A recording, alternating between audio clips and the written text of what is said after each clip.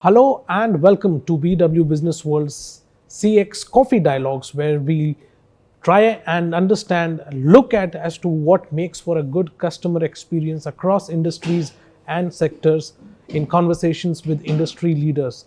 Joining me today is Ms. Anika Agrawal, who is the Chief Marketing and Customer Experience Officer at Orient Electric. Anika, thank you so much for joining. Anika is a seasoned professional with experience of more than 2 decades in sectors like consumer durables, retail, telecom, and in her current role manages all aspects of the Orient brand. Of course, moderating the conversation with me is Harshini Sridhar, Business Head India at Unifor. And today we'll be talking about the evolution of customer experience in the age of AI. Now, with the advent of ChatGPT last November, we've seen a lot of developments on this front. In fact, a classic boardroom battle as well, just a few weeks back, in fact. So, Anika, we've seen a lot of developments, we've seen a lot of investments, but when it comes to customer experience, it'll be really insightful for our viewers if we could understand the impact that AI is having when it comes to customer experience. How has your experience been inculcating some of these technologies in the customer experience? How it has helped in their satisfaction, what their expectations are from these new technology? Thank you, Arjun. And I think 12 months ago, if you look at it, AI was in no conversation, and today it's in every conversation, right? But if we reflect back and we look at many, many years of digital transformation, I think it's been a progressive journey. It's not disruptive, it's not transformative that suddenly landed a few months ago on us. And if you look at what brands and businesses have been doing over the years in digital transformation, you've always kept, the fundamentals of why you're doing it. So if you look at the current era of AI, again, I would say three principles. The first is, how do you really improve customer experience at each touch point? What delights them? I think the second one, which is also very big, is cost and resource efficiency, right? We're all starved for resources, and how do you best allocate your money and resource? I think that's the second pillar of thinking, and of course, in the end, it translates to an increased revenue, which every organization wants. So when you look at these three pillars, I think the digital transformation journeys of most organizations, including Orient Electric, and we are in the electric consumer durable space, has been evolutionary. When we look at where we are today, and specifically to AI, since that's the conversation we are having today, it's about use of AI in every day. And that's the first thing, that's very important. It's not about game-changing AI. It's not coming up with a big idea which will, just double our revenue or just do some magic. I think it's very important to contextualize AI in every day. And when you contextualize AI in every day, I think it's about, when you look at marketing, productivity improvement as well, right? So a lot of work that we've done in AI in the last 9 to 12 months has been around how do you really use AI to actually enhance the productivity of your creators, for example. So a lot more content being generated, the pace is faster, you're able to offer a little more personalization, you're able to do A/B testing a lot more. So, the fundamentals remain the same. It's in everyday context in terms of content creation. It's given us a lot of efficiency and speed to market. I think that's the first thing. The second thing, of course, is digital self-serve, which has been a key pillar of, all digital transformation journeys. It's just, made it faster and more efficient. So the chatbots that we had earlier, your chatbots are more intuitive. You're able to create your chatbots faster, respond, make changes faster.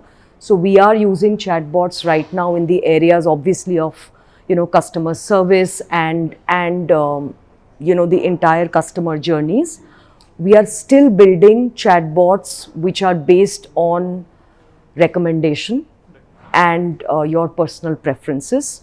That's still work in progress, but that's the second piece that we are working on at Orient Electric right now.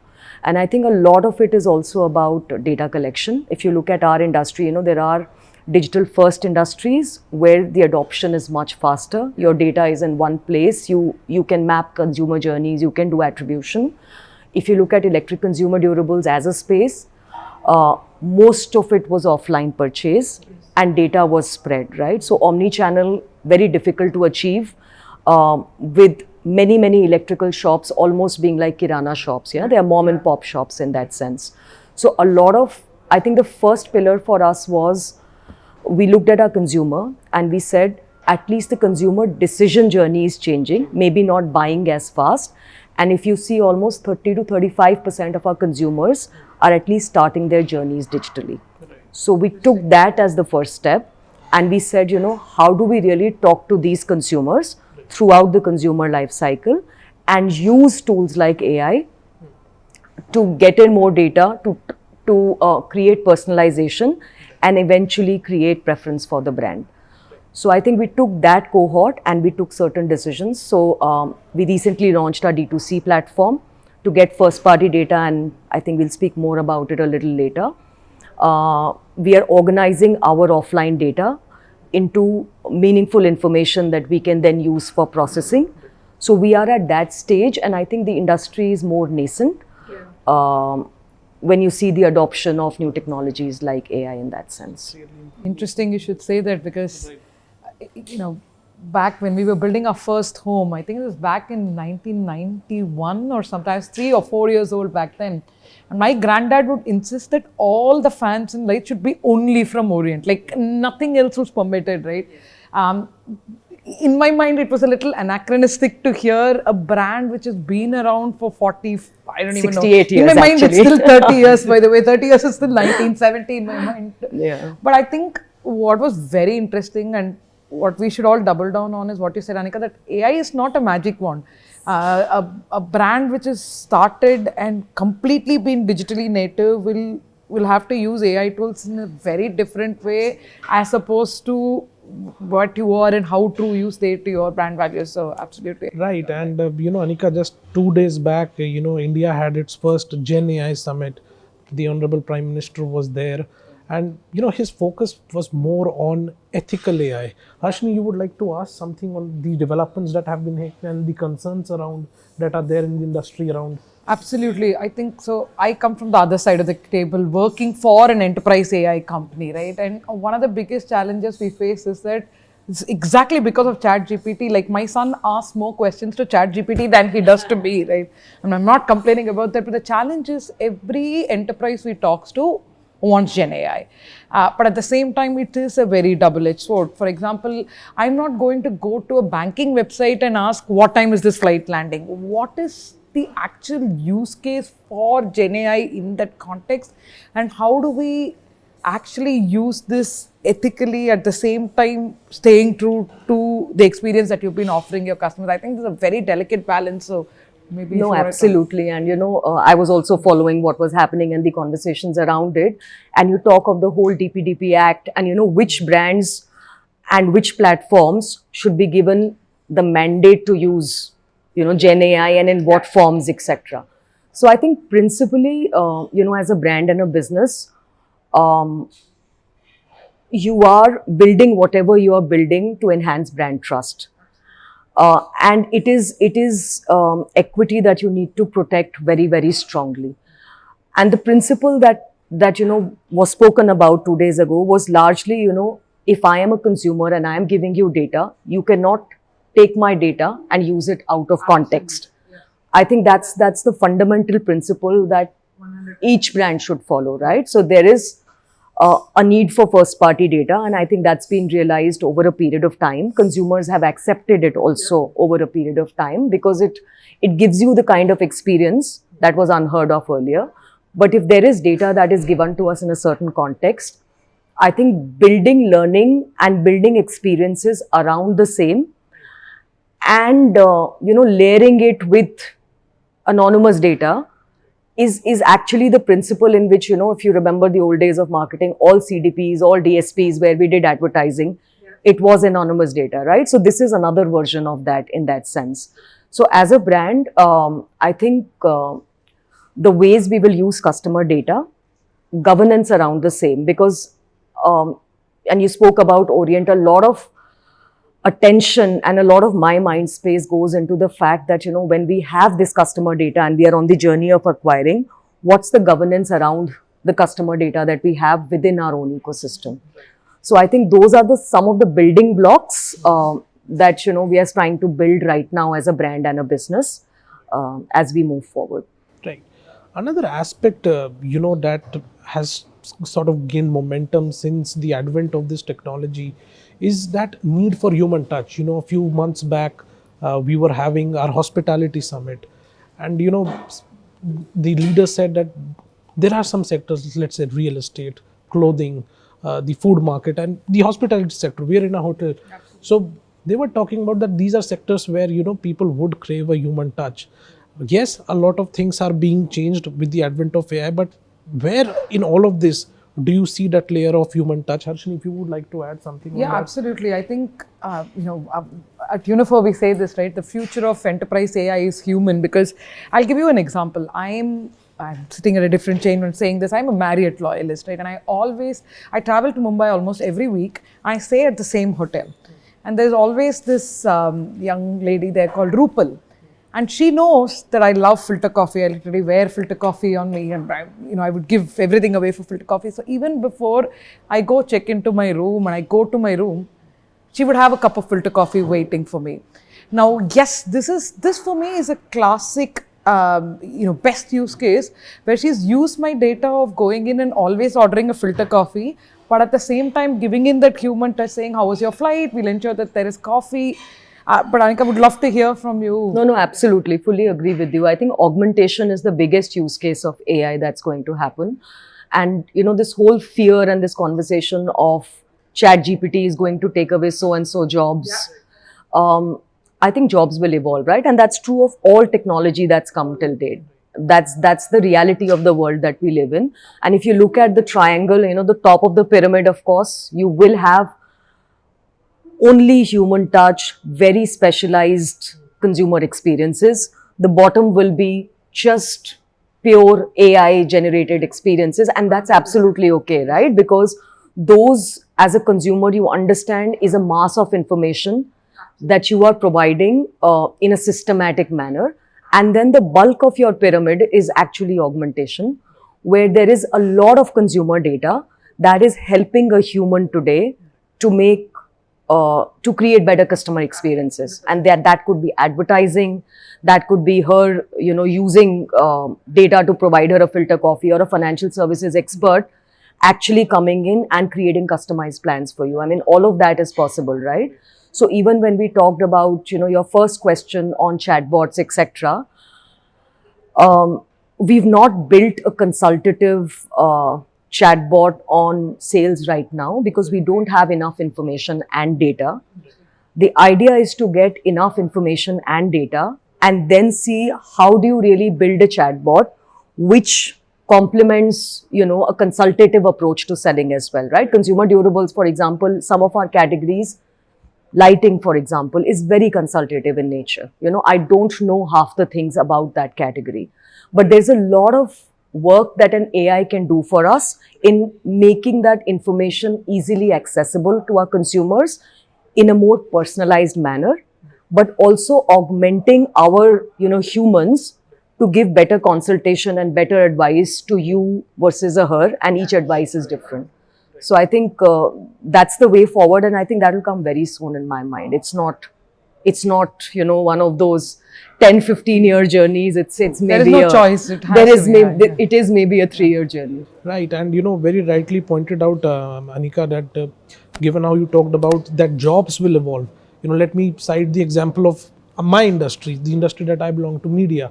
So when ChatGPT came, media industry was feared that journalists will lose job because of the content creation that has happened. But my experience, the industry's experience over the past year has been that it has in fact added another layer of jobs, because a lot of people are not referring to what the chatbot or these tools are giving and pasting it indirectly, changing the meaning, changing the context of the news.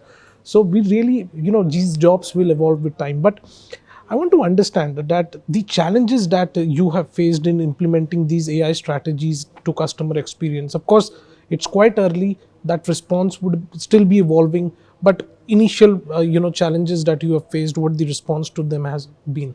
So, I think the first is that everybody feels that, we are left behind, especially industries like ours, which are not at the forefront of AI. Your investors would say, oh, what are you doing about AI, right? And there is this fear of not being left behind as a brand, as a business. So, you have to navigate that, right? Because that question always comes through. But I think there are three things, and we spoke about it a little earlier as well, which is data, talent, and governance. And I think you need all those three pillars to work before you start to multiply it and scale it up. So we are doing right now a lot of work on data, as I said, because it's not as easily available for us, and it's not it's not right data in that sense because it's not filtered data. So we get a lot of data from very different sources even now, which we have to make sense of. So we are still in that journey. Talent, when I spoke about, my role as a CMO as well, just in terms of getting your creative teams, getting your marketing teams to adapt, to try and learn this and somehow unlearn some of the older ways of working. I think that's been a focus area, and for that, working with the partner ecosystem is helpful, right? So there is always this debate of course, we are creating in-house talent and in-house teams. That's important because your response times now are changing. You do need in-house teams for this to be successful, but for your in-house teams to learn and to get speed up on that journey, you need partner ecosystems, whether it is marketing, whether it is customer experience. And the partner ecosystem right now in India is very vibrant, right? You've got so many startups, so many people doing different things. So I think it's very important for us as a brand to engage with that partner ecosystem. And governance, I had mentioned earlier as well, saying, how do you really create a governance ecosystem along with your CIO and your CDO to make this successful for future? Right. Harshini, your thoughts on your experience with the challenges that we're talking about? Yeah, I think we have the largest AI implementation in the world, right? Unfortunately, I cannot name who it is, but it's about 30,000 contact center agents using AI. Now, the challenge comes, I'll say this way, right? Like when I bank, I don't want to ever talk to a human being. I want everything through an app, and I never ever want to talk to anybody. But my dad goes to the bank every 27th of every month and gets his entry in his passbook. I don't even know that those things exist because for him, if that isn't there, the money doesn't exist, right? It's fake money. So I would say there are two big challenges we faced in large AI implementations, right? One is lot of brands have varied customer demographics. So you can't go in with one AI strategy and just paste it there and say that's it, now you're AI ready, go ahead, be AI enabled, right? How do you sensitize and contextualize this for all the different demographics that the brand caters to? That is number one. The second thing is, again, going back to governance that Anika spoke about, is how much of this customer data are you going to democratize within your organization, and how much do you want to hold it very, very sacrosanct that it's not open, right? Now, I will tell you very greedily, hey, I need all that. I heard somebody say this, in God we trust, everybody else please bring data. Yeah, show everything to your call center agent because you'll get better conversion and sales. CX, right? Give me everything because I want my AI to learn. The more data you give me, my AI is hungry, it needs more data, but I also need to understand that asking a brand to expose all its customer data is asking for a lot. So a lot of times we'll have to start small, land, start with one or two use cases, prove value there, and then build that trust both with the brand and with the customer. So that journey in India, we see it evolving like as we speak. So those are the two biggest challenges actually. My last question to both of you. We are sitting in December, the last month of the year, and this is usually the time when media houses around the world, not only in India, look at as to what the expectations are from the year ahead, how the year has been. But if I have to understand from you the outlook for 2024, and one major disruption, if I had to be objective, that both of you are seeing in regards to customer experience and AI, what would be that? What trend do you see shaping I this think area? different organizations will be at different stages in their journey. So it's not like one trend or a one size fits it all. And everybody will have to work in different areas, and each area needs to evolve and mature for an organization. Couple of pieces that I can think of Orient Electric for us for 2024 and 25 would be optimizing customer journeys. And those customer journeys may not just necessarily be digital. Content creation, which is a big lever today in terms of getting your brand out there and, building consideration. A lot of concision or data augmentation for the right recommendations to come through for personalization. And the fourth is a wish list, but if possible, fast track coding. If possible, to say that, this is my use case, let's get it implemented in 30 days instead of 300, if possible. So that's a wish, but I think the other three areas we will be seriously working on in the next year. Now, I have one thing which is fairly technical and one thing which is more, intangible, right? So one of the things we're seeing now is that earlier, I would say 6-8 months ago, when I would go and talk to an enterprise about AI, now the CIO would be aligned, right? But let's take the quality managers or the contact center heads. People were viewing it from a lens of, oh, is this here to police me? Right? I see that evolving now, that AI is not here to police me, it is just here. So this is what we say, right? Take a contact center agent and make him a super agent. It's here to help me do my job better and deliver customer experience. I think that adoption is one thing we're saying. The other thing which is really exploding in India is what we call large language models, right? That is, people have now gone through the ChatGPT phase of understanding that, hey, ChatGPT or OpenAI is not going to help me unless it has the context of my business. Unless you're building language models based on my customer data and my specific business, objectives of what we're doing. So what we're now we have pivoted into is building these. So you take a bank, you build a large language model for the bank. Now every department within the bank, like you said, Anika, whether it's marketing, whether it is insurance, whether it's sales, whether it's HR, whether it's finance, all of them should be able to leverage these LLMs that we built in order to be able to use AI on the data. So I would say these are the two major trends that we're seeing.